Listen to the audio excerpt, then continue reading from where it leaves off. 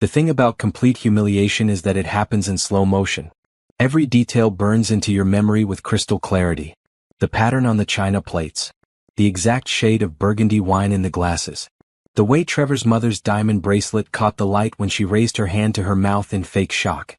I stood in the doorway of the Hartford family dining room, my hands shaking as I held the store-bought dessert I could barely afford. 20 pairs of eyes turned toward me. Trevor's family. His sister Monica with her perfect husband. His brother Eric with his perfect children. His cousins, his aunts, his uncle who owned 3 car dealerships. And Trevor. My husband of 6 years, standing at the head of the table like he owned the world. "Oh look, the failure decided to show up," Trevor said, his voice dripping with contempt. "Did you bring something you actually made, or did your little catering business fail at dessert too?" My throat tightened. 3 months ago my catering company went under. Bad contracts, a client who never paid, kitchen equipment breaking down that I couldn't afford to fix. I'd lost everything I'd built over 5 years. Every savings account emptied. Every credit card maxed out trying to save it. Trevor knew all of this. He'd watched me cry myself to sleep every night. He'd listened to me make desperate phone calls to creditors. And then 2 weeks ago, I found out he'd been sleeping with Felicia, the receptionist at his office, for the past 8 months. "Trevor, please," I whispered, aware of all the eyes on me. "Can we not do this here?" He laughed. Actually laughed. Then he walked toward me, his expensive shoes clicking on the hardwood floor his parents had imported from Italy. When he reached me he looked me up and down. I was wearing my best dress, but it was 3 years old and didn't quite fit right anymore after stress had melted 20 pounds off my frame. "You know what the saddest part is?" Trevor said, loud enough for everyone to hear. "I actually thought you were going to be somebody. I thought that little catering business meant you had ambition. But you couldn't even keep that going. You're exactly like your mother. Poor. Useless. Abandoned." The mention of my mother sent a spike of pain through my chest. She'd raised me alone after my father left when I was 3. She'd worked 2 jobs to put me through community college. She'd died of a heart attack 5 years ago, exhausted and broke at 52. "Don't talk about my mother," I managed to say. Trevor smiled. It was the cruelest smile I'd ever seen. Then he did something I still can't quite believe even though I watched it happen. He spat at my feet. The room went silent except for someone's sharp intake of breath. A glob of saliva landed on my worn black shoes. The shoes I'd polished carefully that morning, trying to look presentable for this family that had never accepted me. "I want a divorce," Trevor announced to the room. "I'm done being dragged down by dead weight. Felicia is moving into our house next week. Naomi, you can take your failure and your poverty and get out of my life." His mother actually clapped. A slow, deliberate clap. "Finally," she said. "I told you 6 years ago she wasn't good enough for this family." I couldn't breathe. The walls seemed to be closing in. The faces around me blurred together, all wearing expressions of satisfaction or pity or disgust. My vision tunneled. My hands went numb. The dessert box fell from my hands and hit the floor, the cake inside probably crushed. I ran.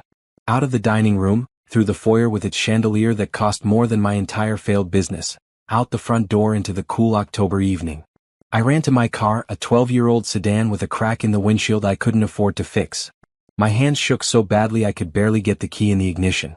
I drove with tears streaming down my face, not even sure where I was going. Away. Just away from that house, from those people, from the man I'd loved who had just destroyed me in front of his entire family. Eventually I ended up at my apartment. Not our apartment anymore. The apartment. A 1-bedroom in a bad part of town that I'd moved into after Trevor changed the locks on our house 2 weeks ago. The building smelled like mildew and someone's burned dinner. The stairs creaked. My door stuck when I tried to open it. Inside, the apartment was dark and cold. I'd been keeping the heat low to save money. The furniture was all secondhand, bought from thrift stores after Trevor kept everything from our marriage. One wobbly table. A futon that hurt my back. A lamp that flickered. This was my life now. 32 years old. Divorced. Business failed. No money. No family. No future. I collapsed on the futon and cried until my ribs hurt. Great heaving sobs that came from somewhere deep in my chest. I cried for my mother who'd worked herself to death. I cried for my business that had been my dream. I cried for the 6 years I'd wasted on a man who looked at me like I was garbage. Hours passed. Eventually the tears stopped, leaving me empty and hollow. I noticed my phone on the wobbly table, screen glowing with notifications. Probably Trevor's family members posting about what happened. Probably people I thought were friends choosing sides. But when I picked up the phone, I saw something unexpected. 7 missed calls from an unknown number. 3 voicemails. 2 text messages from the same number. The first text read, "Ms. Naomi Bennett, this is Patricia Stone, attorney at law. I represent your father, Robert Chin. It's urgent that we speak." My father. Robert Chin. A name I hadn't heard in 25 years. A man who'd walked out when I was 3 and never looked back. My mother had refused to talk about him except to say he'd abandoned us and we were better off without him. The second text read, "I know this is unexpected. Your father is dying. He wants to meet you. Please call me back tonight if possible. This truly cannot wait." I stared at the screen, my mind refusing to process the words. My father was dying. After 25 years of silence, of absence, of not caring whether I lived or died, he suddenly wanted to meet me. And he'd somehow found me on the worst night of my life. My finger hovered over the callback button. Part of me wanted to delete the messages and pretend I'd never seen them. The man had abandoned my mother and me. He didn't deserve my time or attention, especially not now when I was barely holding myself together. But another part of me, the part that had just been publicly destroyed by the family I'd tried so hard to impress, wanted answers. Wanted to know why he'd left. Wanted to understand where I came from. The phone rang in my hand, making me jump. The same unknown number. I answered. "Ms. Bennett?" A woman's voice, crisp and professional. "This is Patricia Stone. Thank you for answering. I know this must be overwhelming, but I need to see you tonight. Your father's condition has deteriorated. If you want to meet him, it needs to be soon. Tomorrow if possible." "I don't understand," I said, my voice hoarse from crying. "He left 25 years ago. Why now?" "That's a conversation for you and your father," Patricia said gently. "But I can tell you this. He's thought about you every day since he left. And he has some things he needs to explain before it's too late." I looked around my sad little apartment. At the life I'd been reduced to. At the emptiness that stretched ahead of me. What did I have to lose? "Fine," I said. "Tomorrow." "Where?" Patricia gave me an address in the city's most expensive neighborhood. A penthouse in a building I'd only seen in magazines. She said she'd send a car for me at 10 in the morning. After I hung up, I sat in the dark for a long time trying to process everything. In one night, I'd been publicly humiliated by my husband and his family, and contacted by the father who'd abandoned me before I could form memories of him. I didn't know it then, but that phone call was the first domino falling. Everything that came after, everything that would happen to Trevor and his family, everything I would become, it all started with Patricia Stone's voice on the phone and an address in a neighborhood I'd never dreamed I could enter. The spit on my shoes had dried, leaving a stain I'd never quite get out. But it would be the last time Trevor Hartford made me feel small. The absolute last time. I didn't sleep. How could I? My mind kept replaying 2 scenes on an endless loop. Trevor spitting at my feet while his family watched and approved. And my father, a stranger named Robert Chin, supposedly dying in a penthouse across town. At 5 in the morning, I gave up and made instant coffee with the last packet I had. The apartment was freezing. I wrapped myself in a blanket and watched the sun come up through my dirty window, trying to figure out who I was supposed to be now. Not Trevor's wife. That was done. Not a successful business owner. That dream had died. Not the daughter of Robert Chin, because I didn't even know that man. Just Naomi Bennett. Alone. Starting from 0 at 32. At 9:30, I forced myself to shower in water that only got lukewarm. I put on my interview outfit, the one nice blazer and pants I'd kept from my business days. They hung loose on me now. I tried to do something with my hair, but it just looked tired like the rest of me. My phone buzzed. A text from an unknown number. "Car is downstairs, Ms. Bennett. Driver's name is James." I looked out the window and saw a black luxury sedan parked in front of my building, so out of place it might as well have landed from outer space. A man in a suit stood beside it. My neighbors were going to talk about this for weeks. I grabbed my purse and headed down. James opened the rear door without a word. The inside of the car smelled like leather and money. There was bottled water in the cup holders. The seats were heated. I'd forgotten cars could be like this. The drive through the city took 40 minutes. I watched as the neighborhoods changed from rundown to middle class to wealthy to obscenely rich. Buildings got taller and cleaner. Trees appeared on the sidewalks. People walking their dogs wore clothes that cost more than my rent.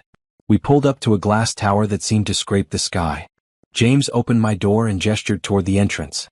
"Miss Stone is waiting in the lobby to escort you up." The lobby had marble floors and a fountain in the center. Abstract art hung on the walls, The kind that probably cost millions despite looking like someone spilled paint. A security desk stretched along one wall, staffed by people in uniforms that looked more expensive than my entire outfit.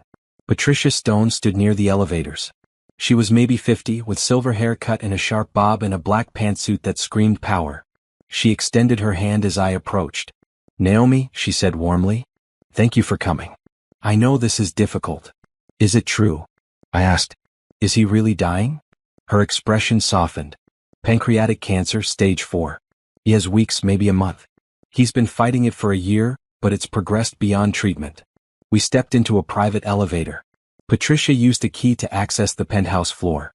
As we rose, she spoke quietly. "Your father is going to want to explain everything himself. But I need you to know that what he did 25 years ago, leaving you and your mother, it wasn't what you think. He had reasons. Whether you believe those reasons is up to you." The elevator opened directly into a penthouse apartment that took my breath away. Floor-to-ceiling windows offered views of the entire city. The furniture was elegant but comfortable. Fresh flowers sat on every surface. And there, in a wheelchair by the window, sat a thin Asian man with gray hair and kind eyes. My father. Robert Chin looked small, diminished by illness.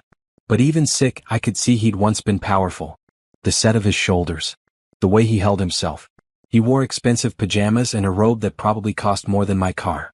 When he saw me, tears filled his eyes. "Naomi," he whispered. "You look so much like your mother." I stood frozen in the doorway, not knowing what to feel. Anger. Curiosity. Grief for a relationship I'd never had. It all swirled together into a confusing mess. "Why did you leave?" The words came out harsh, but I didn't care. "Why did you let us struggle? My mother worked herself to death. We had nothing. Where were you?" Robert wheeled himself closer, and I noticed an oxygen tank attached to his chair. "I left to protect you. Both of you. Please sit down. Let me explain."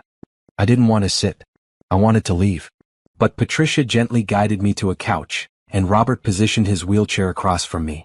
25 years ago, I was building my real estate empire," Robert began, his voice weak but steady. "I wasn't always legitimate about it. I made deals with dangerous people. I cut corners. I made enemies. Men who would hurt anyone I loved to get to me." He paused to catch his breath, and Patricia brought him water. "When you were 3, I received a credible threat. Someone was going to kidnap you to force me to sign over properties. I had 48 hours to get you and your mother to safety or watch you both die." My hands clenched into fists. "So you left us poor? That was safety?" "I gave your mother $2 million, Robert said quietly. "She refused it. Send it back." I tried again through lawyers, through trusts, through anonymous donations. She returned every penny. She said she wanted nothing from the man who abandoned his family. I thought of my mother, proud and stubborn, working 2 jobs until her heart gave out. She would have refused money. She would have rather died than accept help from the man who left. "I watched from a distance," Robert continued. "I knew when you graduated high school. When you went to community college. When you started your catering business. I was so proud of you. I wanted to reach out 1,000 times, but I thought you were better off without me." "Why now?" I asked. "Why contact me when you're dying?" Robert's eyes filled with tears again. "Because I realized that leaving you money after I'm gone isn't enough. You deserve to know the truth. You deserve to decide whether to forgive me. And I'm selfish enough to want to know my daughter before I die." Patricia cleared her throat. "Robert, you should tell her about the business." "Right." Robert wheeled closer to a desk and pulled out a folder. "I built an empire, Naomi. Commercial real estate across the city. Office buildings, retail spaces, industrial properties. It's worth approximately $2 billion. And when I die, it all goes to you." The room spun. $2 billion. The number was so large it didn't even seem real. "I don't want your money," I heard myself say. "You can't buy back 25 years." "I know," Robert said softly. "The money isn't meant to buy forgiveness. It's your birthright.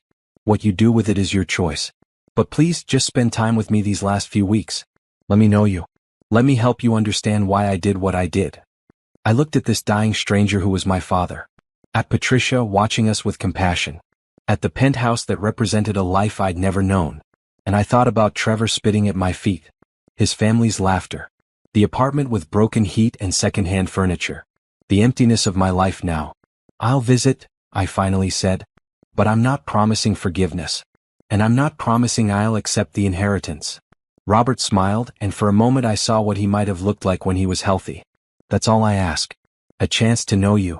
Patricia drove me home in her own car, a sleek vehicle that purred like a cat. On the way, she explained that Robert wanted to set me up in a better apartment immediately, but I refused. I wasn't ready for that. I wasn't ready for any of this. He's a good man, Naomi, Patricia said as we pulled up to my building. I've known him for 20 years. Everything he's done, even the mistakes, came from a place of love. Love doesn't abandon people, I said. Sometimes it does, Patricia replied. Sometimes love means walking away to keep someone safe even when it destroys you to do it. I went back to my cold apartment and sat on my futon, trying to process everything. My phone buzzed with a message from Trevor's lawyer. Divorce papers. He wanted me to sign away all rights to our house, our cars, everything. He assumed I had nothing to bargain with. I almost laughed. If he only knew. But I wasn't ready to tell anyone about Robert Chin. This secret was mine, at least for now. Let Trevor think he'd won. Let him think I was broken and poor and defeated. I'd learned something from my mother's stubborn pride and my father's strategic thinking. Sometimes the best revenge was silence. And patience. And letting your enemies think they'd already won while you planned something they'd never see coming. I picked up my phone and texted Patricia, I'll come back tomorrow. Tell Robert the first want to hear everything. Every detail of what he built. Every deal he made. Everything. Because if I was going to inherit an empire, I was going to understand it completely. And if Trevor thought his humiliation of me was the end of my story, he was about to learn a very painful lesson. It was only the beginning. Over the next 3 weeks, I visited Robert every day. Patricia arranged for James to pick me up each morning and drop me off each evening. My neighbors whispered and stared, but I ignored them. I had bigger things to think about. Robert was getting weaker. Some days he could barely sit up in his wheelchair. Other days he had enough energy to tell me stories about building his empire from nothing. He'd come to America from Taiwan with $300 and an engineering degree. Worked construction during the day, studied English at night. Saved every penny until he could buy his first property, a rundown apartment building that everyone said was worthless.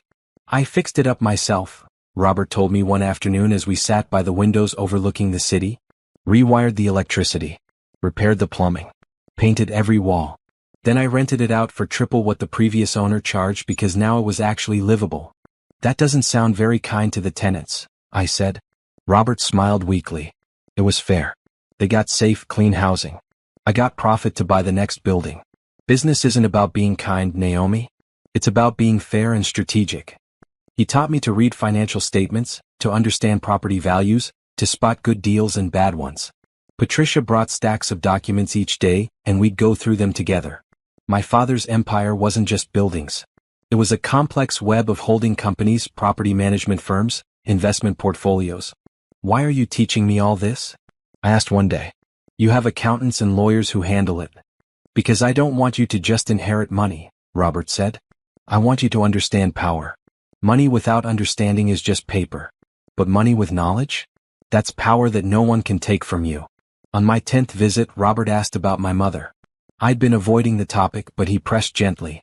Tell me about her. About the life she built after I left. So I told him. About her 2 jobs, cleaning offices at night and working retail during the day. About how she never complained, never showed weakness, never accepted help from anyone. About how she put me through community college by taking extra shifts. About how she collapsed at work one Tuesday morning and was dead before the ambulance arrived. Robert cried as I talked. Real tears running down his thin face. She was the strongest person I ever knew, he whispered. I loved her so much. Leaving her was the hardest thing I ever did. And knowing she died exhausted because she refused my help, that's my greatest failure. Why didn't you try harder? I asked, my own tears starting. Why didn't you force her to take the money? Because she was right to hate me, Robert said simply. I abandoned my family to build an empire. What kind of man does that? Even if my reasons were good, even if I was protecting you, I still chose business over being there. We sat in silence for a while, both of us crying for a woman who'd worked herself to death rather than accept help from a man who'd hurt her. Finally, Robert spoke again. I can't change the past, but I can give you the tools to build any future you want. That's what this inheritance is about. Freedom. Power. Choice. Everything your mother and I never had. That evening, Patricia drove me home and asked if I wanted to talk. We ended up at a quiet coffee shop instead of going straight to my apartment. You're getting close to him, Patricia observed. I can see it. I don't know what I feel, I admitted. He's dying. How am I supposed to hate a dying man who's trying to make things right? You don't have to hate him or forgive him, Patricia said. You can just let yourself know him. That's enough. She pulled out a folder from her briefcase. But there's something else we need to discuss. Your husband has filed for divorce.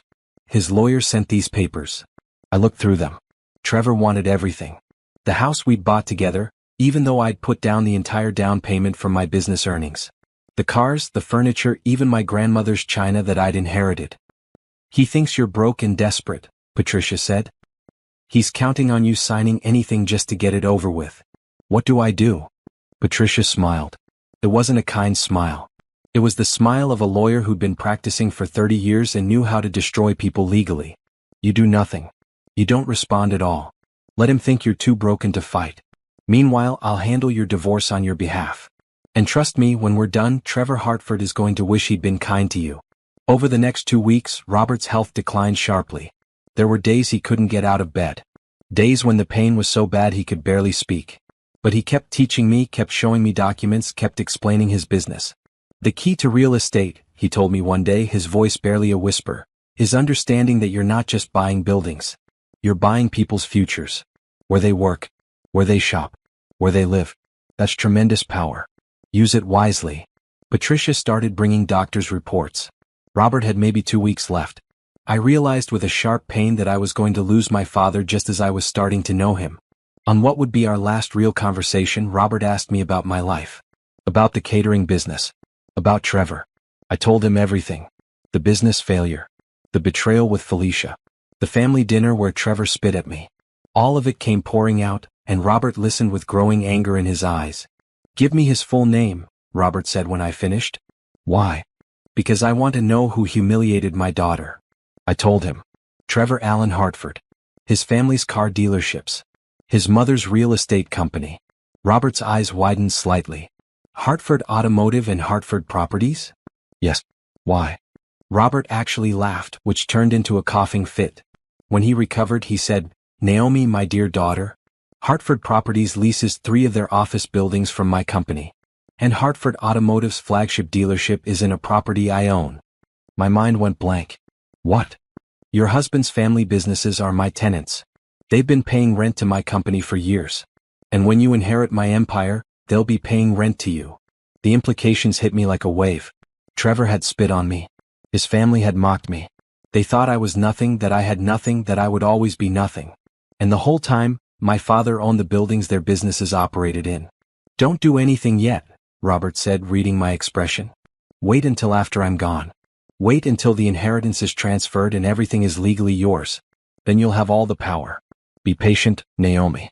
The best revenge is always slow and calculated. 2 days later, Robert slipped into a coma. Patricia called me at 6 in the morning and I rushed to the penthouse. I sat by his bed holding his hand as his breathing got slower and slower. At 2:47 in the afternoon, Robert Chin died. I cried. For the father I'd barely known. For the years we'd lost. For my mother who died still angry at him. For the family we could have been if the world had been different. Patricia hugged me and told me to take all the time I needed. But there was business to handle. Funerals to arrange. Estate transfers to process. An empire to inherit. The funeral was small. Just me, Patricia, a few business associates who respected Robert, and some employees from his company. No one from my mother's side because I was all that was left. No one from my life because I didn't want anyone to know yet. At the reading of the will, Patricia handed me documents that made my head spin. Buildings, investment accounts, trust, business holdings, all of it transferring to me. The total value is approximately $2.1 billion, Patricia said. You're one of the richest women in the city now, Naomi. What do you want to do with it? I thought about Trevor's face when he spit at me. His family's laughter. The way they'd all assumed I was worthless. I want to learn, I said. I want to understand every detail of this empire. Every property. Every tenant. Every contract. Everything. And then? I smiled. It probably wasn't a nice smile. And then I'm going to rebuild my catering business. But this time I'm going to do it right. With my own commercial kitchen in a building I own. With equipment I can afford to maintain. With the kind of success that makes people notice. And Trevor? Patricia asked. Trevor is a tenant, I said. And I'm about to become a very hands-on landlord. Patricia grinned. I was hoping you'd say something like that. Let me show you the Hartford Properties lease agreement. It's up for renewal in 6 months. As she spread the documents on Robert's desk, my desk now, I felt something shift inside me. I wasn't the broken woman who'd been humiliated at that family dinner. I wasn't the failed business owner living in an apartment with broken heat. I was Naomi Bennett Chin, owner of a billion-dollar empire. And Trevor Hartford had no idea what was coming for him. The conference room at Stone and Associates law firm was all glass and steel. Through the windows I could see the entire financial district, buildings stretching toward the sky. 6 months ago, I couldn't have afforded to walk through this building's lobby. Now, Patricia told me I own 20% of it through one of my inherited holding companies. The full estate transfer is complete, Patricia said, sliding a leather portfolio across the table to me. Everything your father owned is now legally yours. The properties, the investments, the business entities, all of it. I opened the portfolio. Inside were documents listing every asset. My hands shook slightly as I read through them. 247 commercial properties. 18 residential buildings. Investment accounts worth hundreds of millions. A private property management company with 200 employees. This is insane, I whispered. It's real, Patricia corrected. And it's yours. Now, we need to discuss how you want to handle things going forward. Over the next 3 hours we went through everything. Patricia had been managing Robert's empire for years, and she was willing to continue doing so under my direction. But she wanted me to understand what I owned. This building we're in right now, she said, pointing out the window. You own floors 12 through 22. Hartford Properties has their main office on floor 15. They've been excellent tenants for 8 years, always pay on time, never cause problems. Until now, I said quietly. Patricia raised an eyebrow. What do you mean? Their lease is up in 6 months, right? You told me that before. Yes. Standard commercial lease renewal. They'll almost certainly want to renew. That location is prime for their business. I thought about Trevor's mother, Ellen Hartford, who ran Hartford Properties. I'd met her exactly twice before the divorce. Both times she'd looked at me like I was dirt on her expensive shoes. At the family dinner, she'd been the first one to clap when Trevor demanded a divorce. What if we don't renew? I asked. Patricia went very still. That would be unusual. Like I said, they're good tenants. Forcing them out would cost you a reliable income stream. But it's my building. I can choose who rents space, right? Legally, yes. Once the lease expires, you have no obligation to renew. But Naomi, this is the kind of decision that can affect your reputation in the business community. You need to be sure. I was sure. But I wasn't ready to show my hand yet. Tell me about the other Hartford property, I said. The car dealership. Patricia pulled up different files. Hartford Automotive's flagship location. They lease a 40,000 square foot lot and building from us. 5-year lease, up for renewal in 8 months. They pay $35,000 a month. $35,000 a month. Trevor's family paid my company almost $500,000 a year just for that one location. And they had no idea they'd been paying my father all these years. Had no idea they were about to be paying me. I want to attend the next tenant meeting, I said. For both properties. I want to meet with the Hartford people face to face. That's highly unusual. Your father never attended tenant meetings. I handle all of that. I'm not my father. And I want to start understanding the business from the ground level. Set up the meetings. Patricia studied me for a long moment. You're planning something. I'm planning to be a good landlord, I said innocently. She didn't believe me. But she nodded. I'll set it up. But Naomi, please be careful. Revenge feels good in the moment, but it can damage you in ways you don't expect. I thought about the spit on my shoes. About Trevor moving Felicia into our house. About his family's laughter. I'm not looking for revenge, I said. I'm looking for justice. There's a difference. That afternoon, I received a text from Trevor. The first contact since the divorce papers. Felicia is pregnant. Just thought you should know. Sign the papers and move on with your life. I stared at the message, waiting to feel something. Anger. Betrayal. But all I felt was a cold, calm clarity. Trevor had moved on. He had his mistress, his baby on the way, his life that didn't include me. He thought he'd won. He thought I was nothing. I texted back, congratulations. I'll have my lawyer handle the papers. Let him think I was being cooperative. Let him think I was broken and ready to give up. The next day, Patricia called with an update. Trevor's lawyer is pushing hard for you to sign. They're offering you $50,000 if you agree to their terms and give up all claims to marital property. $50,000. 6 months ago, that would have seemed like a fortune. Now, I made that much in passive income from my properties every few days. Tell them I'm thinking about it, I said. I need time to consider. You're stalling. I'm being strategic. How long can I drag this out legally? Months if you want. But why? Because I want everything in place before Trevor realizes what's happening. I want my catering business up and running. I want the Hartford leases ready for renegotiation. I want all my pieces on the board before I make a move. Patricia was quiet for a moment. Then she said, your father would be proud of you. This is exactly how he thought. Patient. Strategic. Always 3 steps ahead. We spent the next few weeks working on my business plan. I didn't want to just restart my catering company. I wanted to build something bigger. Something that would make people notice. I'm thinking about a full-service culinary center, I told Patricia over coffee one morning. Commercial kitchen space for catering. A teaching facility for cooking classes. Event space for private dining. All in one building. That's ambitious. And expensive. I own 17 buildings that have suitable space. I can convert one and run the business out of a property I already own. No rent. No landlord to answer to. Complete control.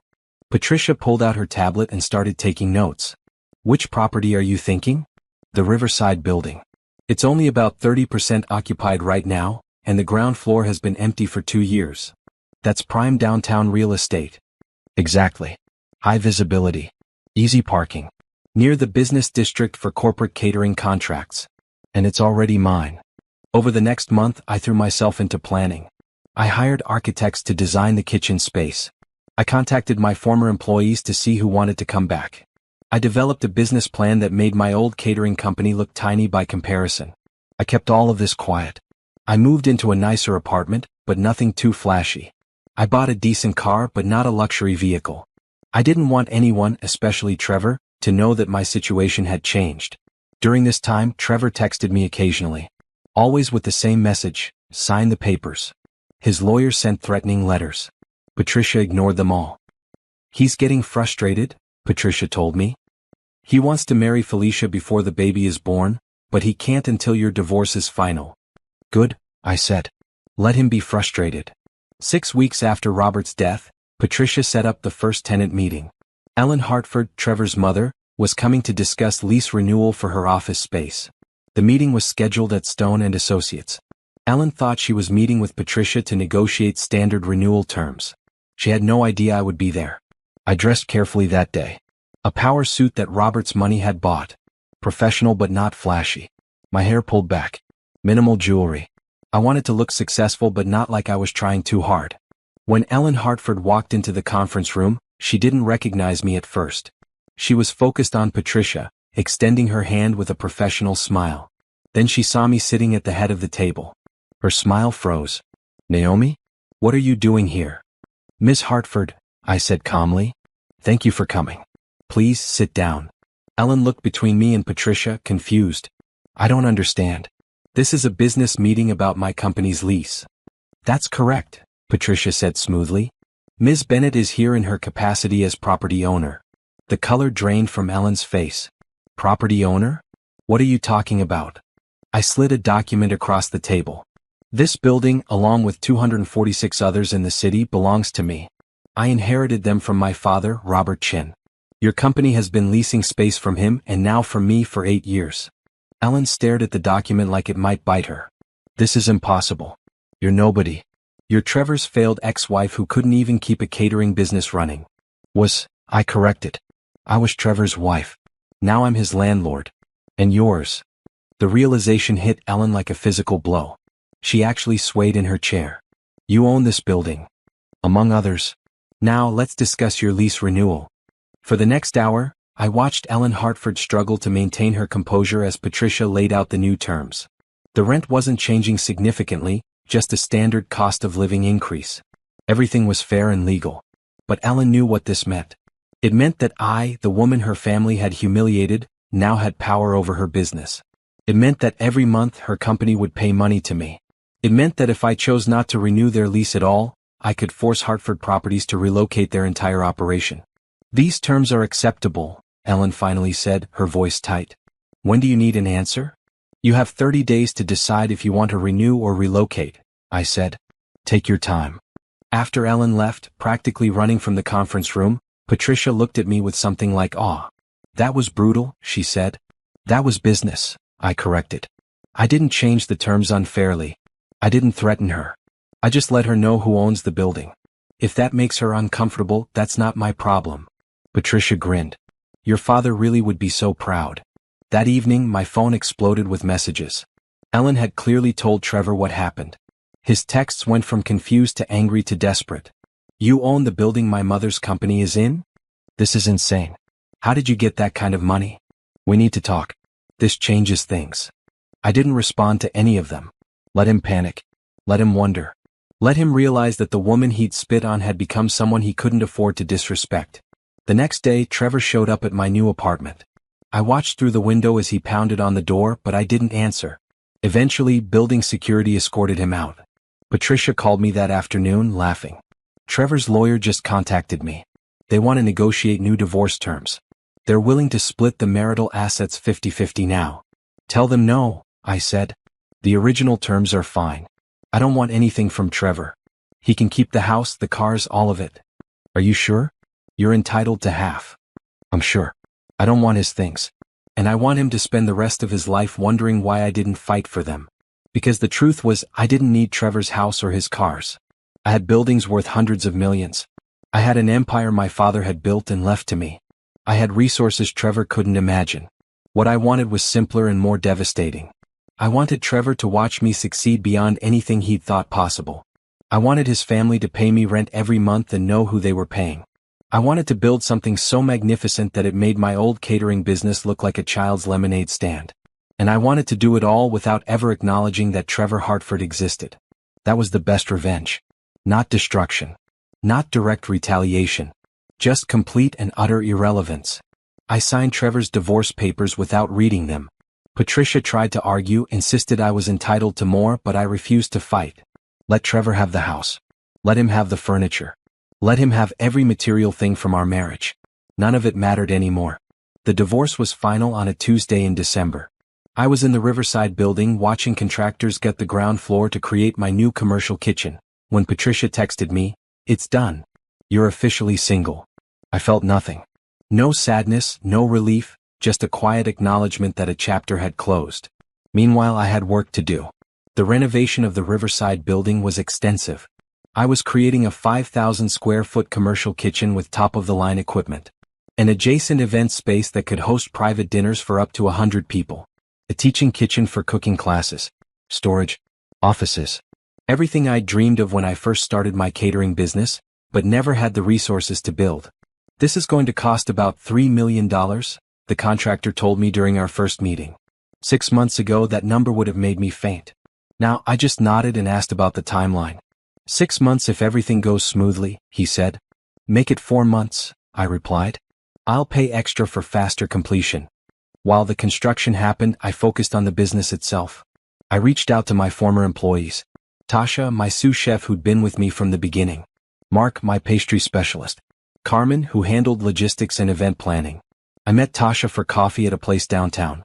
She'd been working at a hotel kitchen since my business folded, and she looked tired. Naomi, she said, hugging me. I heard about the divorce. I'm so sorry. Don't be. Best thing that ever happened to me. I pulled out my business plan. I want to show you something. Over the next hour, I walked her through my vision for the new company. The kitchen space, the equipment, the event venue, the teaching program. Her eyes got wider and wider. This is incredible, she said. But how can you afford all this? I thought. Things changed, I said simply. My father passed away and left me some money. I'm using it to do things right this time. It wasn't exactly a lie. Just not the whole truth. I want you to be my head chef, I continued. Salary of $85,000 to start, plus profit sharing once we're profitable. Full benefits. Creative control over the menu. Tasha's eyes filled with tears. Are you serious? Completely. You were the best part of my old business. I want to build this new one with you. She said yes before I even finished explaining all the details. I had similar conversations with Mark and Carmen. Both said yes. Both cried. Both told me they'd never lost faith in my vision, even when the first business failed. Within a month, I'd assembled a core team of 8 people. Not just employees. Partners in building something real. During this time, Trevor kept trying to contact me. He'd show up at my new apartment building, but security always turned him away. He'd call from different numbers, but I never answered. He even tried to friend request me on social media. I ignored all of it. His family, meanwhile, was dealing with their own problems. Ellen Hartford signed the lease renewal for her office space, but I could see the resentment in every document she submitted. She had no choice. Moving Hartford properties to a different building would cost hundreds of thousands in relocation expenses, and it would look weak to their clients. So every month her company paid me $47,000 in rent. And every month I knew it burned her to write that check. Trevor's brother Eric ran Hartford Automotive, and his lease renewal was coming up in 2 months. Patricia and I were preparing for that meeting with careful strategy. We could raise their rent significantly, Patricia suggested. Market rates have gone up in that area. We'd be justified in asking for $50,000 a month instead of $35,000. No, I said. Keep it at $35,000. I don't want them to have grounds to complain. Everything needs to be fair and legal. You're being remarkably restrained. I'm being strategic. The Hartford family is going to pay me hundreds of thousands of dollars every year just to exist in their buildings. That's not revenge. That's business. But if I push too hard, if I give them ammunition to claim I'm being vindictive, I lose the moral high ground. Patricia nodded slowly. You've learned well. Your father would handle it exactly the same way. While all this was happening, I maintained a low profile publicly. I didn't post on social media about my new business. I didn't talk about my inheritance. I lived comfortably but not ostentatiously. The only people who knew about my money were Patricia, my core team, and the contractors working on the Riverside building. To everyone else, I was just Naomi Bennett, quietly rebuilding her life after a divorce. Trevor's family apparently thought I'd inherited maybe $100,000 or so. Enough to start over, but nothing significant. They had no idea the real scope of what I owned. Let them underestimate me. It made everything easier. 3 months after the divorce, Trevor got married to Felicia in a rushed ceremony. I knew because his aunt posted photos on social media. Felicia was 7 months pregnant and wearing a dress that barely fit. Trevor looked stressed in every picture. I felt nothing looking at those photos. No jealousy, no anger, not even satisfaction. Just complete indifference. That's when I knew I'd truly moved on. When the man who'd spit at my feet meant absolutely nothing to me anymore. The Riverside building renovation finished ahead of schedule. When I walked through the completed space for the first time, I actually cried. The commercial kitchen was perfect. Stainless steel everything. 6 industrial ovens. 3 walk-in refrigerators. Prep stations designed for efficiency.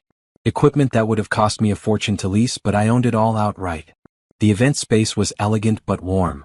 Hardwood floors. Exposed brick on one wall. Floor-to-ceiling windows overlooking the river. Lighting that could be adjusted for any mood. The teaching kitchen had 12 stations, each equipped for students to work independently. I designed it to hold cooking classes, culinary workshops, team-building events for corporations. This is incredible, Tasha said, running her hands over the prep stations. This is better than any kitchen I've ever worked in. That's the point, I said. We're not just rebuilding what I had before. We're creating something completely new. We spent 2 weeks training the team on the new equipment, developing menus and testing recipes. I hired a marketing consultant to help build our brand. I had a website design that looked professional and modern. And I named the company Bennett Culinary Group. No mention of catering specifically because we were going to be more than that. We soft-launched in early April with a series of private events for people I'd worked with before. Corporate clients who'd used my old catering service and had been disappointed when it folded. The response was overwhelming. Every event was perfect. The food was exceptional. The service was flawless. The venue itself was stunning. Clients started booking immediately and word spread fast. Within 6 weeks we were booked solid for 3 months out. Within 8 weeks, we'd expanded the team to 15 people. Within 3 months we were profitable. Not just profitable. Wildly successful. I reinvested everything back into the business.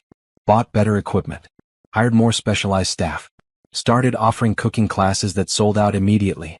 Expanded into corporate team-building events. And I did it all from a building I owned, with equipment I owned, owing nothing to anyone. One afternoon in June, I was in the kitchen working on a new dessert recipe when Carmen came running in. "Naomi, you need to see this. Trevor is outside." I looked through the window. Trevor was standing on the sidewalk staring up at my building. He was holding a baby, maybe 2 months old. Felicia wasn't with him. "Should I call security?" Carmen asked. "No.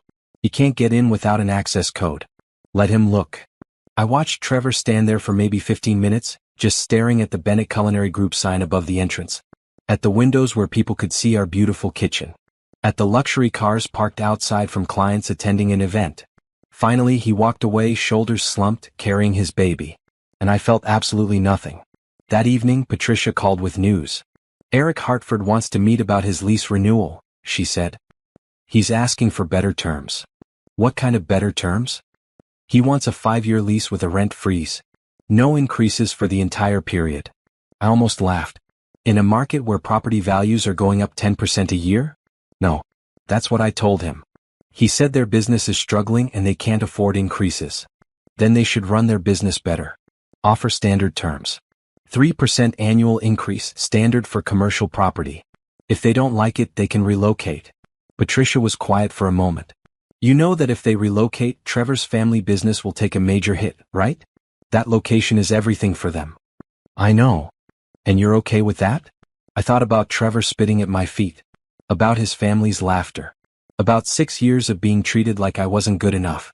"I'm not trying to destroy them," I said carefully. "I'm just running my business fairly. If they can't afford market rates, that's their problem to solve. Not mine." "Understood. I'll send them the standard renewal terms." After I hung up, I stood in my beautiful commercial kitchen in my building in my empire, and thought about how far I'd come. 6 months ago, I'd been broken and humiliated. Now I was running a successful business, my wealth growing every day, my reputation in the culinary world growing stronger. And Trevor Hartford? He was struggling. His dealership was facing rent increases they couldn't afford. His new wife had just given birth, adding expenses. His family was paying me hundreds of thousands of dollars every year just to keep their businesses running. I hadn't destroyed him. I'd just become so successful that he was irrelevant. And that, I realized, was the best revenge of all. Not destruction. Just indifference. Just success so complete that the person who'd hurt me didn't even matter anymore. I went back to my dessert recipe, smiling. Life was good. Bennett Culinary Group's reputation spread faster than I'd anticipated. We were featured in the city's food magazine. A local news station did a segment on our cooking classes.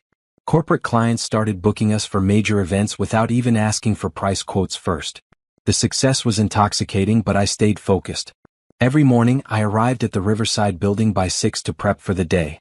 Every evening, I reviewed finances and planned for expansion. "You need to slow down," Tasha told me one afternoon. "You're working 16-hour days. You're going to burn out." "I'm fine," I said, finishing a tasting menu for an upcoming corporate event. "You said the same thing before your first business collapsed." Her words hit hard because she was right. I'd worked myself to exhaustion trying to save my old catering company, and it hadn't mattered. The difference now was that I had resources and a safety net, but the pattern was dangerous. "Point taken," I said. "I'll hire an operations manager to handle day-to-day stuff." "Good. Because you're the vision. We need you thinking ahead, not drowning in daily tasks." I hired Michael Torres the next week. He'd managed high-end restaurants for 15 years and understood both the creative and business sides. Within days, he'd streamlined our operations and freed up my time to focus on growth. Which was good because Patricia called with interesting news. "The Riverside building has 3 vacant office suites on the upper floors," she said. "I've been getting inquiries from companies wanting to lease space. One of them is a tech startup offering $15,000 a month for a 2,000 square foot suite." "That's good money." "It gets better." I did some research. The startup's founder, Josh Kim, used to work for Trevor at the car dealership. Apparently they had a falling out over unpaid commissions. I smiled. "Schedule the meeting. I'd like to meet Josh personally." Josh Kim turned out to be a sharp 28-year-old who developed an app for automotive inventory management. He walked into my office with a laptop and a pitch deck, ready to sell me on why his company deserved the space. "Mr. Kim," I said, gesturing to a chair. "I've reviewed your application. The space is yours if you want it." He blinked. "That's it? Don't you want to see the business plan? Financial projections?" "I've done my research. Your app is solid. Your clients are growing. You pay your bills on time. That's all I need to know. Josh relaxed slightly. Thank you. I wasn't sure if... He hesitated. If I'd rent to you because you used to work for Trevor Hartford? His eyes widened. You know about that? I know everything about the Hartford family. And I know Trevor still owes you $47,000 in unpaid sales commissions. Josh's jaw tightened. He claimed I didn't meet the requirements for the bonus structure. But I had it all documented. He just didn't want to pay. Have you considered suing? I talked to a lawyer. It would cost more than I'd win, and Trevor has his family's resources to drag it out. I decided it was better to just move on and build my own thing. I pulled out a business card and slid it across the desk. This is my lawyer, Patricia Stone. Tell her I sent you. She'll handle your case pro bono and I'll cover any court costs. You deserve that money. Josh stared at the card like I'd just handed him a winning lottery ticket. Why would you do that? Because Trevor Hartford owes a lot of people a lot of things. And I believe in settling debts. 2 weeks later, Josh's lawsuit hit Trevor's dealership. Patricia made sure it was airtight, backed by documentation Josh had carefully kept. The case was strong enough that Trevor's lawyer advised him to settle. Trevor paid Josh the full $47,000 plus legal fees. I heard about it from Patricia, who could barely contain her amusement. Trevor is furious. He knows you're behind this somehow, but he can't prove it. You just rented office space to a former employee. That's not illegal. It's just good business, I said innocently. Around this same time, the Hartford automotive lease renewal came up. Eric Hartford, Trevor's brother, came to the meeting with his lawyer and his accountant. He was prepared for a fight. Ms. Bennett, Eric began, his tone stiff. We've been excellent tenants for years. We'd like to propose a 5-year lease with fixed rent at the current rate. I appreciate your business, Mr. Hartford, I replied. But that's not how commercial real estate works. I'm offering standard renewal terms, 3-year lease with a 3% annual increase. Eric's accountant jumped in. That's a significant cost increase over time. In this economy, businesses need stability. Then sign a 3-year lease, I said calmly. That's stability. What if we can't afford the increases? Eric asked bluntly. Then you find a less expensive location. I'm not a charity, Mr. Hartford. I'm a business owner just like you. The meeting went back and forth for an hour. Eric tried every negotiation tactic he knew. I held firm on standard market terms. Finally, his lawyer pulled him aside for a private conversation. When they came back, Eric's face was tight with anger. Fine. We'll sign the 3-year lease. Excellent, I said, sliding the contract across the table. Welcome to another 3 years in my building. After they left, Patricia looked at me with admiration. You didn't budge an inch. Why would I? They're not special. They get the same terms as every other tenant. Trevor is going to lose his mind when he hears about this. She was right. That evening, Trevor showed up at the Riverside building again. This time he made it past the lobby and pounded on my office door. My receptionist, a former bouncer named Jerome, intercepted him. Sir, you need an appointment to see Ms. Bennett. She's my ex-wife. Trevor shouted. I have a right to talk to her. You have no rights here, Jerome said calmly. This is private property. You need to leave. I watched through my office window as Jerome escorted Trevor out. Trevor was yelling the whole way, something about me being vindictive and ruining his family. I felt nothing. Not satisfaction. Not anger. Just mild annoyance at the disruption. The next day Felicia called me. I almost didn't answer, but curiosity won. Naomi? Her voice was shaky. Please don't hang up. What do you want, Felicia? I need to talk to you. About Trevor. About everything. Please just give me 5 minutes. Against my better judgment, I agreed to meet her for coffee. Not at a nice place. At a chain coffee shop near her apartment, in a neighborhood I recognized as definitely not upscale. Felicia looked terrible. Dark circles under her eyes. Baby spit up on her shirt. Hair pulled back in a messy ponytail. She was holding a baby carrier with a sleeping infant inside. Thank you for meeting me, she said, sitting down heavily. I know you have every reason to hate me. I don't hate you, I said honestly. I don't think about you at all. She flinched. That's probably worse. Look, I just wanted to say I'm sorry. For the affair. For everything. I was stupid and selfish and I ruined your marriage. You didn't ruin my marriage. Trevor did. You were just the symptom, not the disease. Felicia started crying. He's not who I thought he was. The baby cries all night and he won't help. Money is tight because his business is struggling. He blames me for getting pregnant like it was only my choice. I sipped my coffee waiting for the punchline. I heard you inherited money, Felicia said, and that you're doing really well with your new business. I was hoping maybe you could give Trevor a contract. Some catering work for the dealership or something. Just to help us out. I actually laughed. I couldn't help it. You want me to give Trevor business? After everything? I know it sounds crazy, but we're desperate. The baby needs things and Trevor's pride won't let him ask for help from his family anymore. I thought maybe. Felicia, I interrupted. I'm not going to help Trevor. I'm not going to give him contracts or money or anything else. What happens to him is not my problem. But you're his landlord. You're making things harder for his family. I'm charging market rates for commercial property. That's not making things harder. That's just business. Felicia wiped her eyes. So that's it? You're just going to watch him struggle? I'm not watching him at all. I'm living my life and running my business. What Trevor does with his life is his choice. I stood up to leave, then paused. Felicia, let me give you some advice. The man you're with, he's not going to change. He's not going to suddenly become supportive or generous or kind. You need to decide if you can live with that reality. But don't ask me to make your life easier. I've earned my success. Trevor will have to earn his own way. I left her crying in that coffee shop and I didn't look back. That night, I had a business dinner with a major corporate client. A pharmaceutical company wanted to hire us for all their events over the next year. The contract was worth $800,000. Sitting in my event space, eating food my team had prepared in my kitchen, in my building, discussing a contract worth more than my entire first business had earned in 5 years, I realized something. I'd stopped thinking about revenge weeks ago. I wasn't trying to hurt Trevor or his family anymore. I was just building something incredible and living my best life. The fact that the Hartfords were struggling had nothing to do with me. Their rent increases were standard market rates. Their business problems were their own poor decisions. Their drama with each other was their dysfunction. I'd simply moved on to such a higher level that they were becoming irrelevant to my story. And that felt better than any revenge could have. Bennett Culinary Group celebrated its first anniversary on a Thursday in September. We'd grown from 8 employees to 42. Our revenue had hit $4 million. We'd been featured in 3 national food magazines and were being considered for a television show about rising culinary businesses.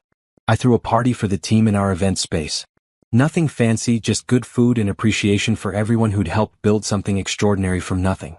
Speech. Tasha called out and everyone started chanting. I stood up, looking at the faces of people who'd believed in me. A year ago, I was starting over with nothing but an idea and some help. Now look at what we've built together. This isn't just my success. It's ours. Thank you for taking a chance on me. After the party, I stayed late in my office reviewing expansion plans. Patricia had found a second property that would be perfect for a Bennett Culinary Group training center. A place where we could offer professional culinary certifications, not just cooking classes. My phone rang. Patricia. Turn on the news, she said. Channel 7. I pulled up the news stream on my computer. The headline made my breath catch. Hartford Automotive files for protection under Chapter 11 bankruptcy. The reporter was standing outside Eric Hartford's flagship dealership, the one in my building. The Hartford family's car dealership chain, a fixture in the city for 30 years, has filed for bankruptcy protection citing ongoing financial difficulties and changing market conditions. The company employs over 200 people across 3 locations. I watched as they showed footage of Eric Hartford making a statement. He looked exhausted, defeated. This is a temporary measure to restructure our debt and continue operations, he was saying. We remain committed to serving our customers and supporting our employees.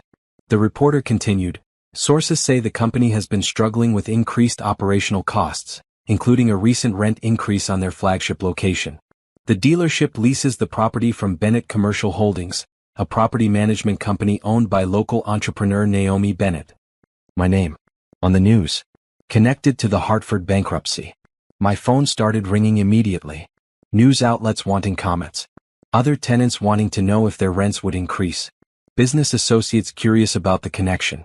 I answered none of them. Instead, I called Patricia. This is going to look bad, I said. Like I deliberately drove them into bankruptcy. Did you? Patricia asked. No. I charged them standard market rates. The same rates I charge everyone else. Then you have nothing to worry about. The bankruptcy is about their poor business decisions, not your rental terms.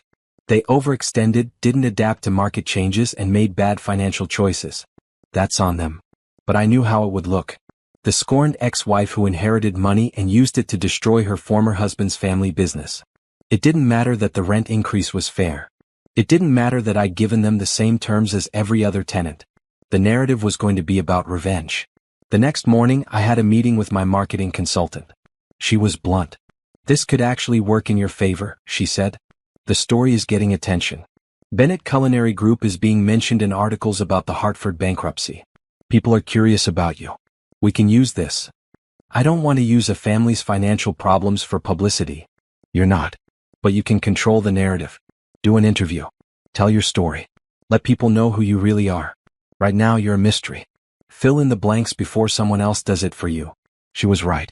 I agreed to one interview with a business reporter who'd been covering the food industry for years. Someone who'd understand the culinary business side, not just the drama. The interview was scheduled for the following week. In the meantime, the harassment started. Trevor's family members began posting on social media. Ellen Hartford wrote a long post about how I'd targeted her family out of spite. Trevor's cousin called me a gold digger who inherited dirty money. Anonymous accounts started leaving negative reviews on our business pages. My team rallied around me.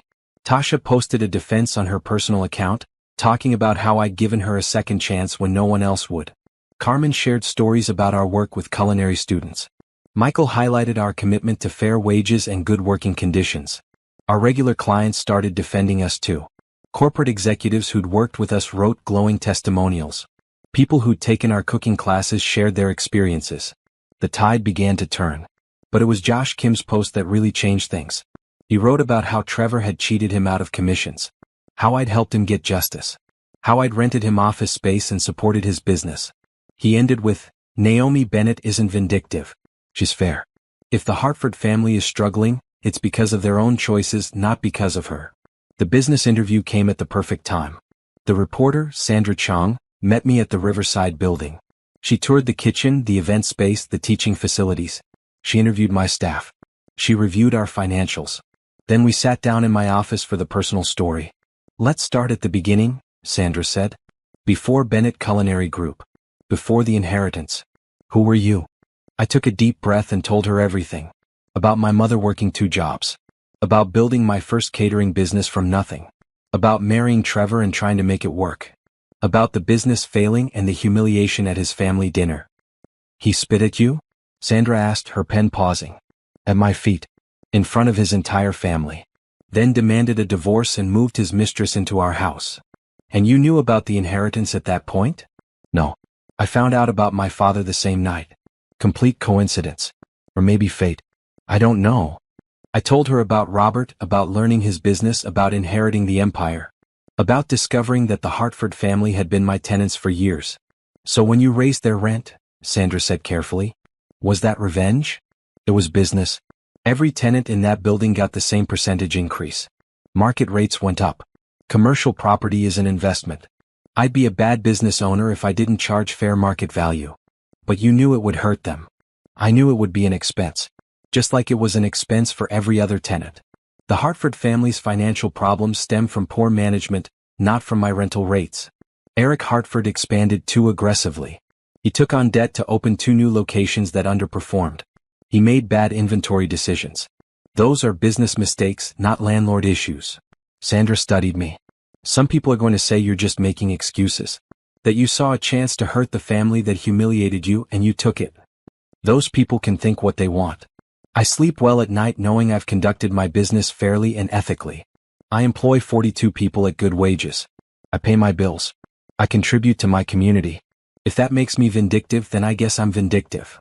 The article came out 3 days later. Sandra had done her homework. She'd interviewed other tenants who confirmed I charged fair rates. She talked to business analysts who explained the Hartford family's financial mistakes.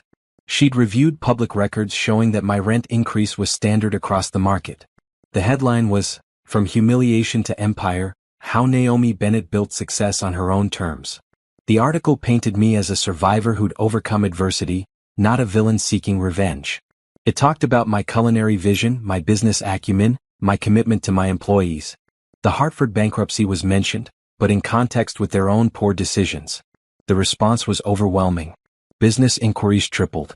Cooking class enrollments filled up for the next 6 months. Other property owners reached out wanting to know about my management philosophy. And Trevor went quiet. No more showing up at my building. No more angry texts.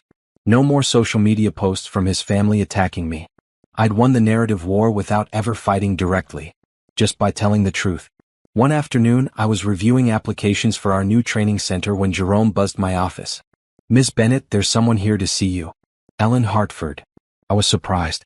After all the social media posts and accusations, I didn't expect Trevor's mother to show her face here. "Send her up." Ellen looked older than the last time I'd seen her. More tired. Her expensive clothes couldn't hide the stress she was carrying. "Naomi," she said, sitting down without being invited. "We need to talk." "About what?" "About my family. About our businesses. About everything." I waited. Ellen took a deep breath. "Eric's bankruptcy is going to affect all of us. Hartford Properties is struggling too. Your building is our biggest expense, and with the market soft right now, we're barely covering our costs." "I'm sorry to hear that. But I don't know why you're telling me this." "Because I'm asking you to reduce our rent. As a courtesy. As a consideration for everything." I almost laughed. "A courtesy?" "Ellen, you stood in your dining room and clapped when your son spit at me and demanded a divorce. Your family mocked me on social media for months. And now you want me to give you a discount on rent. That was before we knew who you were." "Exactly. You treated me like garbage when you thought I was nobody. Now that you know I have money and power, you want favors. That's not how this works." Ellen's face hardened. "So you are trying to destroy us. This is revenge. This is business.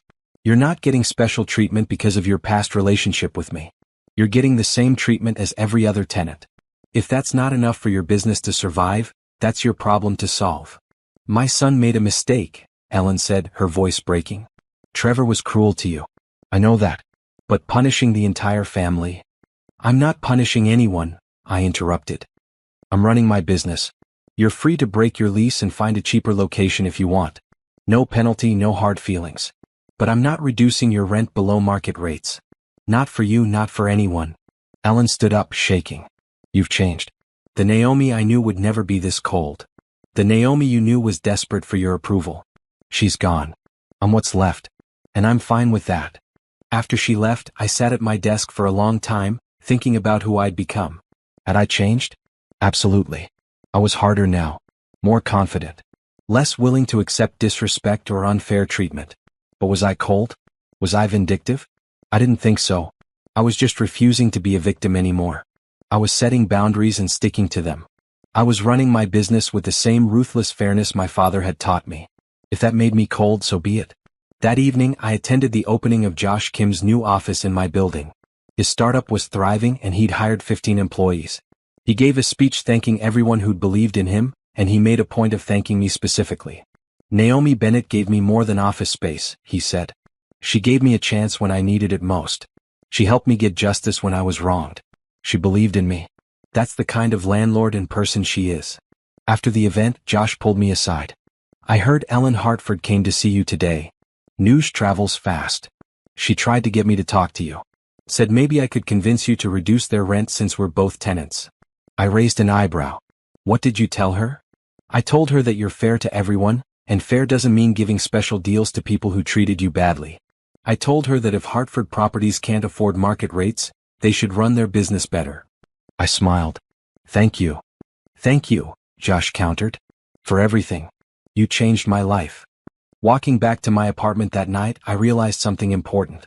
The Hartford family saw me as vengeful because my success highlighted their failures.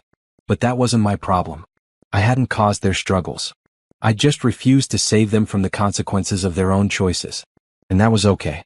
I wasn't responsible for fixing the problems of people who'd hurt me.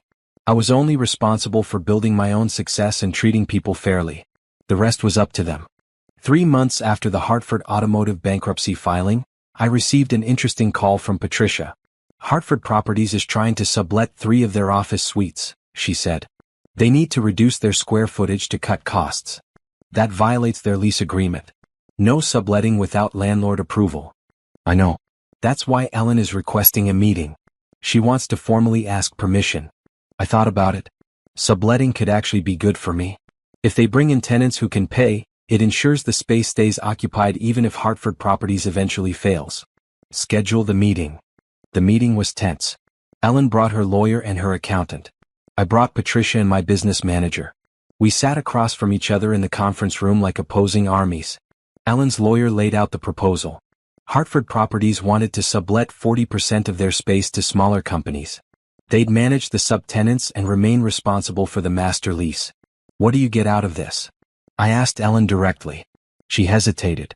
We cut our costs while keeping our main office functional. It keeps us from having to relocate entirely. And what do I get? You keep a long-term tenant who's never missed a payment. Patricia leaned forward. Ms. Hartford, your company has been late on 3 payments in the last 6 months. You're not exactly a model tenant right now. Ellen's face flushed. We've caught up each time. After incurring late fees, Patricia pointed out. I studied Ellen. She looked desperate, clinging to her business by her fingernails. A year ago, I might have felt sympathy. Now I just felt detached professional interest.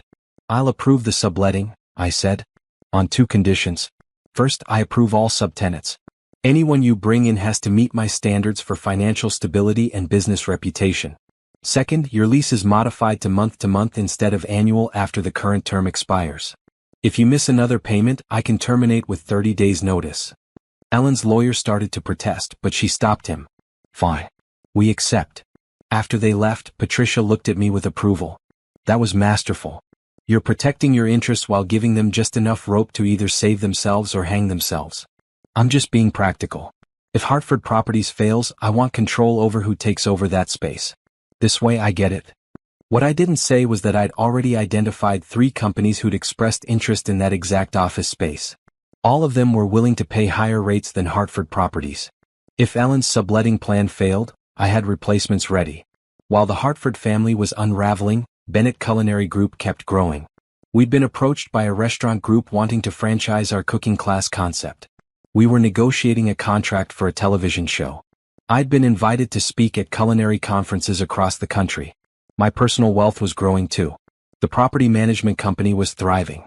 My investment portfolio, carefully managed by advisors Patricia had connected me with, had increased by 30%. I was approaching a net worth of $3 billion. I still lived relatively simply. A nice apartment but not a mansion. A luxury car but not a fleet. Good clothes but I wasn't drowning in designer labels. The money was a tool, not a lifestyle. One evening in December, I was working late at the Riverside building when the fire alarm went off. Everyone evacuated calmly, no panic. We stood outside in the cold while firefighters arrived and searched the building. False alarm. Someone had burned something in the 3rd floor office kitchen. But while we were standing outside, I noticed Trevor across the street. He was sitting in his car, watching. When he saw me looking, he got out and walked over. Naomi, he said. Can we talk? I should have said no. Should have walked away. But curiosity won. 5 minutes. We walked to a coffee shop nearby. Trevor looked terrible. He'd gained weight, his clothes were wrinkled, and he had the desperate air of someone who'd lost control of their life. Felicia left me, he said abruptly. Took the baby and moved back to her mother's place. Filed for child support that I can't afford. I'm sorry to hear that. I wasn't, but basic courtesy demanded I say something. My family's businesses are all falling apart. Eric's dealership is barely surviving bankruptcy. My mother's company is hemorrhaging money. Our family's reputation is ruined. Trevor, why are you telling me this? He looked at me with something like desperation. Because I need to know. Are you doing this on purpose? Are you deliberately destroying my family? I could have lied. Could have denied everything. But I was tired of games. No, I said honestly. I'm not trying to destroy anyone. I'm just running my businesses fairly. If your family can't compete in the current market, that's not my fault. But you raise the rents. To market rates. The same rates every other landlord in this city charges. Your family had been getting a below-market deal for years under my father's management. I just corrected that. You helped Josh Kim sue me. I helped Josh get money you legitimately owed him. That's not revenge. That's justice. Trevor's hands shook as he gripped his coffee cup. I made a mistake. Spitting at you, the way I treated you, all of it. I was an idiot. I know that now. Is there any way? Can we start over? Not romantically, just, can you forgive me? I looked at this broken man across from me. The same man who'd spit at my feet and announced his divorce in front of his family. who'd moved his mistress into our house, who'd mocked my failure and my poverty, and I felt absolutely nothing. Trevor, I don't hate you. I honestly don't think about you at all anymore. You're just someone I used to know. What happens to you now is your responsibility, not mine. So that's it? You're just going to watch my family lose everything? I'm not watching anything. I'm living my life. Your family's problems are your family's problems. They're not my circus, not my monkeys. Trevor stood up abruptly, his chair scraping on the floor. You've become just like your father. Cold. Calculating. Only caring about money. Maybe, I said calmly. Or maybe I just learned not to let people treat me like garbage. Either way, I'm okay with who I've become. He stormed out, leaving his coffee unfinished on the table. I sat there for a few more minutes, processing the conversation. Did I feel guilty? No. Sad. Not really. Satisfied? Not even that. Just empty of any feelings about Trevor Hartford at all. When I got back to the building, the all-clear had been given and everyone was returning to work. Tasha caught my arm. Was that Trevor I saw you with? Yeah. He wanted to talk. What did he want? Forgiveness, I think. Or maybe just to understand why his life is falling apart. What did you tell him? The truth. That I'm not responsible for his problems. Tasha studied my face. Are you okay? I'm fine. Better than fine. I just don't care about Trevor or his family anymore. Is that wrong? Wrong? Naomi, that's healing. You've moved on. That's what you're supposed to do. That night I couldn't sleep. I kept thinking about Trevor's accusation that I'd become cold and calculating. Was it true? Had inheriting money and power changed who I was fundamentally? I thought about the woman I'd been a year ago. Desperate for approval. Willing to accept mistreatment. Apologizing for taking up space. Always trying to make everyone else comfortable even when they hurt me. That woman was gone. And honestly, I didn't miss her. The woman I was now set boundaries. Demanded fair treatment. Refused to be diminished. Built success on her own terms. And yes, she was harder. Less willing to trust. More strategic in her relationships. But was that cold? Or was that just self-protection? I decided I didn't care. I liked who I'd become. I was proud of what I'd built. And if Trevor and his family saw me as vindictive, that said more about them than about me. The next morning, Patricia called with news that made me smile. Ellen Hartford has found 3 subtenants for their office space. They're all tech startups willing to pay premium rates. I've reviewed their financials. They're solid. Approve them. All 3. Yes. Let Ellen have this win. It's good for my building and it might actually help her company survive. Patricia was quiet for a moment. You know this is going to confuse people, right? They expect you to sabotage the Hartfords at every turn. Instead, you're helping them. I'm helping myself. Good tenants in my building is good business. What Ellen does with the breathing room is up to her. You've really internalized your father's lessons about separating business from personal feelings. Is that a compliment? It's an observation. And yes, a compliment. You're becoming a formidable business owner, Naomi.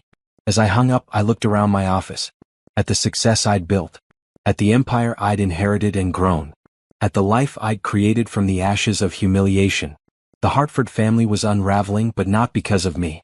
They were unraveling because of their own poor decisions, their own inability to adapt, their own internal problems. I was just living my life. Building my business. Moving forward. And if that forward momentum happened to illuminate their failures by comparison, well, that wasn't my problem anymore. The Bennett Culinary Group holiday party was in full swing. Over 100 people packed into our event space celebrating an incredible year. Employees, clients, business partners, suppliers, everyone who'd helped us succeed. I was making rounds, thanking people individually, when Jerome approached looking concerned. Ms. Bennett, we have a situation at the door. Trevor Hartford is demanding to be let in. Says he has a right to be here. I excused myself and headed to the entrance. Trevor was indeed there, looking disheveled and angry. He'd clearly been drinking. This is my wife's business, he was shouting at security. I have a right to be here. Ex-wife, I corrected, walking up. And you're not on the guest list. You need to leave. Trevor spun to face me. You're celebrating while my family falls apart. You think you're so much better than us now with your money and your success. People were starting to stare. The last thing I needed was a scene at my company party. Jerome, please escort Mr. Hartford from the property, I said calmly. Don't you dare touch me. Trevor swung wildly at Jerome, who easily sidestepped and, with help from another security guard, physically removed Trevor from the building. I watched through the glass doors as they deposited him on the sidewalk. He stood there for a moment, yelling something I couldn't hear through the glass, then stumbled away. Patricia appeared at my elbow. Well, that was dramatic. Is he always like this now? According to my sources? Getting worse. The stress of everything is breaking him. Eric's bankruptcy, Ellen's company struggling, Felicia taking him to court for more child support, it's all crushing him. I should have felt something. Satisfaction, vindication, even pity. But all I felt was vague annoyance that he tried to disrupt my party. Make sure security knows he's not allowed in any of my buildings anymore. Get a formal trespassing notice if you have to. The party continued, but the mood had shifted slightly. Some of the guests who didn't know the full story were curious about the disruption. I ended up giving an impromptu speech. Sorry about that little interruption, I said, raising my glass. Sometimes the past tries to intrude on the present. But we're not about the past here. We're about building the future. To all of you who've helped make this year incredible, thank you. Here's to an even better next year. The applause was genuine and the party recovered its energy. A week later, I was featured in a business magazine profile. The article talked about my rise from failed business owner to successful entrepreneur, my inheritance and how I'd grown it, and my philosophy on business and fairness. The interviewer had asked about the Hartford family. I'd been careful in my response. I inherited properties that happened to house some of my ex-husband's family businesses, I'd said. I charge them the same fair market rates I charge everyone else. Their financial problems stem from their own business decisions. I wish them well, but their success or failure is not my responsibility. The article published with photos of me in the kitchen working with my team, standing in front of the Riverside building. I looked confident, successful, happy. Trevor apparently saw the article. Because the next day he posted a long rant on social media. Naomi Bennett is a fraud, he wrote. She inherited dirty money from a father who abandoned her and is using it to destroy the family that tried to help her. She's vindictive, cruel, and manipulative. Don't believe the press. She's not a success story. She's a cautionary tale about what happens when bitter people get power. The post got traction. Some people agreed with him. But many more defended me, pointing out that I'd built a successful business independent of the inheritance. I charged all tenants the same fair rates. The Hartford family's problems were well documented and predated any involvement from me. Trevor was an unreliable narrator with obvious bias. Tasha wanted me to respond publicly. Carmen thought I should sue for defamation. Michael suggested I ignore it completely. I chose a middle path. I posted one simple statement on the Bennett Culinary Group's social media. I've worked hard to build success through fairness, integrity, and quality service. I let my work speak for itself. To those who've supported us this year, thank you. To those who haven't, I wish you well. No mention of Trevor. No engagement with his accusations. Just a simple statement of values. The response was overwhelmingly positive. Several major clients publicly renewed their contracts with us. The cooking school enrollment doubled. New business inquiries flooded in. Trevor's rant had backfired spectacularly. A month later, I got an unexpected call. Ellen Hartford wanted to meet, but not about business. She wanted to talk personally. Against my better judgment, I agreed. We met at a neutral location, a hotel restaurant downtown. Ellen looked like she'd aged 10 years in the past 12 months. But there was something different in her demeanor. Less arrogance. More resignation. Thank you for meeting me, she said. I know you have no reason to. What do you want, Ellen? She took a deep breath. I want to apologize. For everything. The way we treated you during your marriage. The family dinner. The social media posts. All of it. You deserved better. I waited. There was clearly more. Eric's dealership is being liquidated, she continued. He's losing everything. Trevor has hit rock bottom with his drinking and his anger. My company is barely surviving. And I realize that blaming you for all of it is easier than admitting we did this to ourselves. You did, I agreed. You overextended your businesses. You made bad decisions. You treated people poorly. Those consequences are yours, not mine. I know. That's why I'm here. Not to ask for help or special treatment. Just to apologize. What we did to you was cruel. And you didn't deserve it. I studied Ellen's face. She seemed sincere. Broken but sincere. I appreciate the apology, I said finally. It doesn't change anything. It doesn't erase what happened. But I appreciate it. Can I ask you something? Ellen said. Are you happy? With how things turned out? I thought about my business. My team. My success.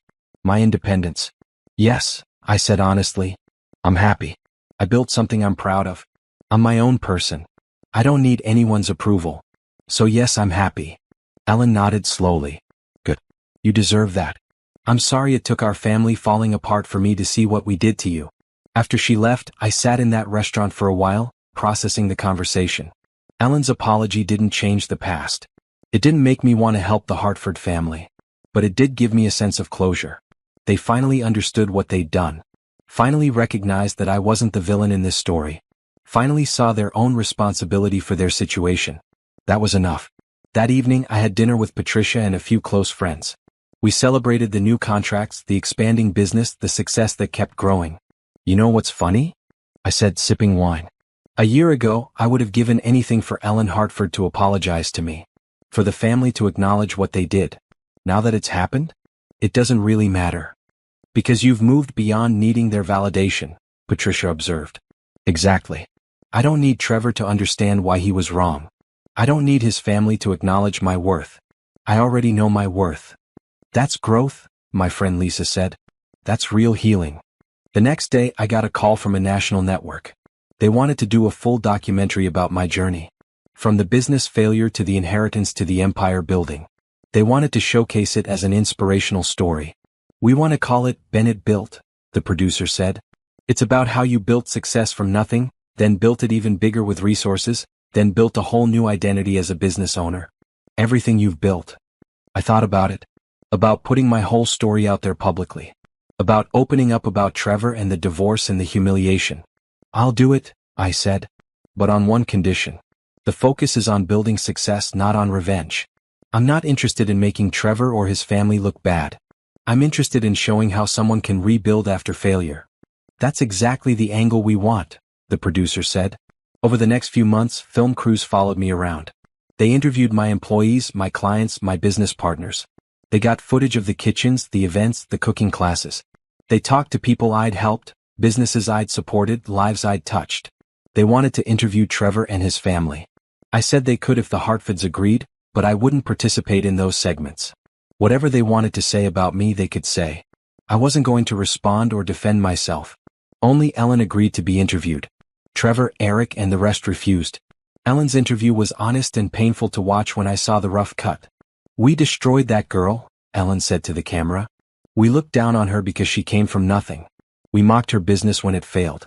My son humiliated her in ways that still make me ashamed. And when she rose above it all, when she built something amazing, we called her vindictive instead of acknowledging that she'd simply succeeded despite us, not because of us. The documentary was powerful. It showed my journey honestly, including the failures and the pain. But it also showed the triumph. The business I'd built. The people I employed. The success I'd earned. When it aired, the response was overwhelming. Business proposals flooded in. Speaking requests came from across the country. My story resonated with people who'd been counted out, who'd failed, who'd been told they weren't good enough. I became, somewhat reluctantly, a symbol of second chances and self-made success. And Trevor? He tried to sell his story to tabloids. Tried to paint himself as the victim. But no one was buying it. The documentary had shown the truth too clearly. The confrontation I'd expected, the big dramatic showdown, never really happened. There was just Trevor's slow, sad fade into irrelevance while I kept rising. And I realized that was the best outcome. Not destruction. Not revenge. Just indifference and success. Trevor Hartford no longer mattered to my story.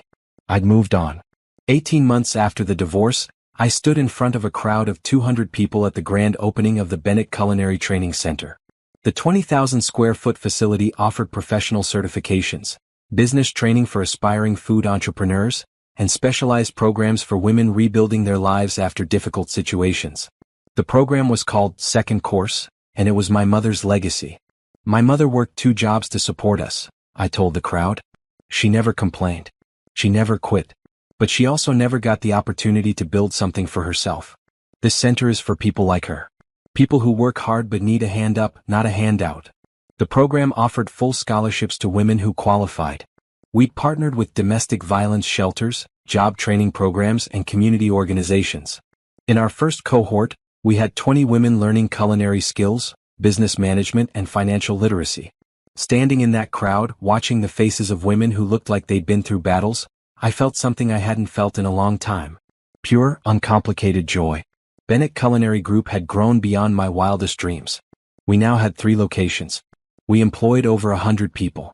Our revenue had hit $15 million annually. We'd been featured on national television multiple times. But the training center, this was what I was most proud of.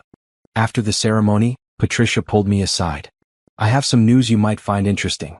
Eric Hartford has officially closed all of his dealership locations. He's selling the assets to cover the bankruptcy. How's he doing personally? From what I hear, better. He got a job managing a dealership for someone else. Humbler position but stable. He seems relieved to not be carrying the family business anymore. And Ellen? Hartford Properties is still operating, barely. She's downsized significantly. Moved their office to a smaller, cheaper space in another building. Your building lost a tenant, but I've already got 3 companies interested in that space at higher rates. Good. I hope she finds stability. Really? After everything? I thought about it. Really? I don't need the Hartford family to suffer. I just needed to not be responsible for saving them. There's a difference. And Trevor? I hadn't heard about Trevor in months. I honestly don't know and don't care. Patricia smiled. Good. That's healthy. Speaking of healthy, are you still seeing Daniel? Daniel Garcia. The chef I'd met at a food industry conference 6 months ago. He ran his own successful restaurant and understood the challenges of the culinary world. We'd been dating casually, nothing serious, but it was nice to have someone in my life who saw me as just Naomi, not as a symbol or a success story. We're having dinner tonight, I said. He's cooking. That's romantic. It's practical. The man owns a restaurant. Of course he's cooking. But I was smiling as I said it. That evening, Daniel made me a private dinner at his restaurant after closing. Just the 2 of us, simple food, perfectly prepared, easy conversation. I saw the documentary, he said. Pretty heavy stuff. Yeah. Did it change how you see me? Should it? You're still the same person I met at that conference. Smart, driven, good taste in food. The backstory doesn't change who you are now. I appreciated that. Daniel didn't treat me like I was fragile or like I needed saving. He treated me like an equal. Can I ask you something? He said. Do you ever regret how things went down with your ex? I thought about Trevor. About the spit on my shoes. About the humiliation. About everything that came after. No, I said honestly. It had to happen that way. If Trevor hadn't been so cruel, if I hadn't been pushed to my absolute lowest, I might never have contacted my father. Might never have learned about the inheritance. Might never have built any of this. Sometimes the worst things lead to the best outcomes. That's a healthy perspective. It took a while to get here. But yeah, I'm good with how everything turned out. A few weeks later, I was working in my office when I got an unexpected email. It was from Trevor. Subject, I'm sorry. The email was long. Trevor had apparently gotten sober and was working through a 12-step program. Part of his recovery involved making amends to people he'd hurt. He apologized for the affair. For the humiliation at the family dinner. For moving Felicia into our house. For the social media attacks. For showing up drunk at my party. For everything. I was a terrible husband and a worse person, he wrote. You deserved so much better than how I treated you. I can't change the past, but I'm trying to change who I am going forward. I'm not asking for forgiveness. I'm just saying I'm sorry and I hope you're happy. From what I see, you are. You deserve that. I read the email 3 times. It seemed genuine. But it also didn't really matter. I responded briefly, I appreciate the apology. I wish you well in your recovery. Take care of yourself. Then I deleted the email chain and moved on with my day. Because that's what I did now. I moved on. The 2nd anniversary of Bennett Culinary Group came and went with another celebration. 3 locations, 125 employees, 18 million in revenue, and a training center that had graduated its first class of 10 women, all of whom had job offers waiting. I stood in the Riverside building, looking out at the city through the floor-to-ceiling windows my father had installed, and thought about how far I'd come. From a woman who'd been spit on and told she was worthless. To a business owner employing over 100 people. To a philanthropist helping other women rebuild their lives. To someone worth over $3 billion who still showed up every day to work in her kitchen because she loved it. My phone buzzed. Patricia. Question for you, she said. There's a property coming available. A beautiful historic building downtown. Needs renovation, but it has incredible bones. I thought it might be perfect for a Bennett Culinary Group flagship location. Restaurant, event space, cooking school, all in one building. Send me the details. Because that was the thing about success. It wasn't a destination. It was a journey. And I wasn't done building yet. That evening I had dinner with my team. Tasha, Michael, Carmen, and about 15 others who'd been there from the beginning. We talked about the new property, about expansion plans, about the future. Remember when it was just 8 of us working out of a mostly empty building? Tasha said, laughing. Now look at us. We've come a long way, I agreed. You've come a long way, Carmen corrected. We just followed your vision. No, I said firmly. We built this together. My name might be on the building, but this is all of ours. Every success, every achievement, we did it as a team. Later, walking back to my car, I passed the building where Trevor's family used to have their office. It was now occupied by a tech company paying triple what Hartford Properties had paid. I felt nothing looking at it. No satisfaction, no regret, nothing. It was just a building. Just business. Just the past. I drove home to my apartment, the one I'd picked because I liked the neighborhood, not because I needed to prove anything. I made myself tea and sat on my balcony looking at the city lights. Somewhere out there, Trevor was rebuilding his life in recovery. Ellen was trying to save her smaller business. Eric was working for someone else. The Hartford family was managing their own consequences. And I was here. Happy. Successful. Free. The revenge I'd once thought I wanted had turned out to be unnecessary. I didn't need to destroy the people who'd hurt me. I just needed to build something so successful, so fulfilling, so meaningful that they became irrelevant to my story. My phone rang. Daniel. Hey, I answered.